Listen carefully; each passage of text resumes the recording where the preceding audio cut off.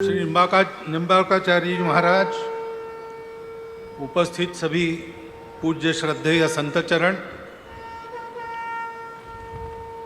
प्रताप गौरव केंद्र के कार्य के संबंधित सभी पदाधिकारी कार्यकर्तागण, उपस्थित सज्जन, माता भगिनी,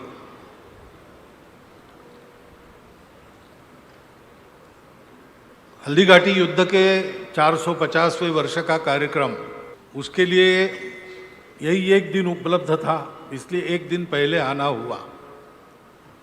तब यह ध्यान में नहीं था कि अधिक मास के कारण ज्येष्ठ शुक्ल तृतीया की तिथि जो मई में पड़ती है वो जून में पड़ेगी और उसी दिन पड़ेगी, जो महाराणा प्रताप की जन्म जयंती का दिवस है। तो दोनों संयोग इकट्ठा हो गए। आज महाराणा प्रताप जी की जयंती है, कल युद्ध के 450 वर्ष पूरे हो गए। हल्दी घाटी युद्ध की विजय क्यों हुई? इसलिए कि महाराणा प्रताप का जन्म हुआ।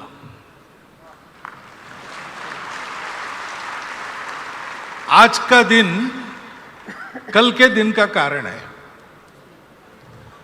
ये हमको समझना पड़ेगा। हल्दी घाटी युद्ध में विजय हुई महाराणा प्रताप की, भारत के पक्ष से लड़ने वाले लोगों की विजय ही हुई, ये तो बहुत स्पष्ट है। विमर्श उल्टा चलाया, लेकिन तथ्य उसके विपरीत है। अब मुगलों के जो इतिहासकार थे उन्होंने ही जो लिखा है वो अगर सुनते हैं तो कहते हैं कि पहले ही हमले में अपना स्थान छोड़कर हमको 6-7 मील पीछे जाना पड़ा। तो विजय किसकी हुई? फिर दूसरे हमले में एक बख्तरबंद सरदार उसके घोड़े सहित चीरा गया और सेनापति के हाथी पर चेतक ने अपने पैर रख दिए। विजय किसकी हुई? तीसरे हमले में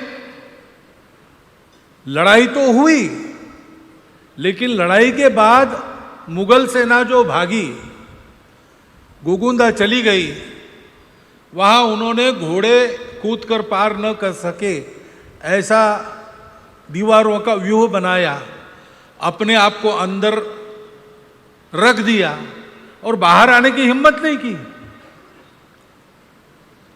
खाने के लिए कच्चे आम वो खत्म हो गए तो अपने ही घोड़ों का मांस खाया, लेकिन किले के बाहर नहीं आए।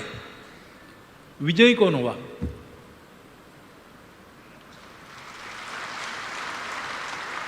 ये जो ऐसे नैरेटिव बनाने वाले इतिहासकार रहते उस जमाने में भी थे, उनकी आदत रहती है। एक दूसरा उदाहरण मैं देता हूं। बाबू कुंवर सिंह, झांसी की रानी के मृत्यु के बाद और नाना साहब पेशवा नेपाल चले गए, कुछ लोग अंग्रेजों के शरण में चले गए, कुछ लोग लड़ना कायम रखा, तो बाबू कुंवर सिंह अपने राज्य वापस गए जगदीशपुर, और उस राज्य को उन्होंने अंग्रेजों से ले लिया लड़ते लड़ते। तो अंग्रेजों ने उनको जगदीशपुर जाने न देने के लिए बहुत सारे हमले किए, लेकिन बाबू कुंवर सिंह का तंत्र क्या था? जो राणा प्रताप ने हल्दी घाटी के युद्ध में तंत्र का इस्तेमाल किया, उसी प्रकार का उनका तंत्र था।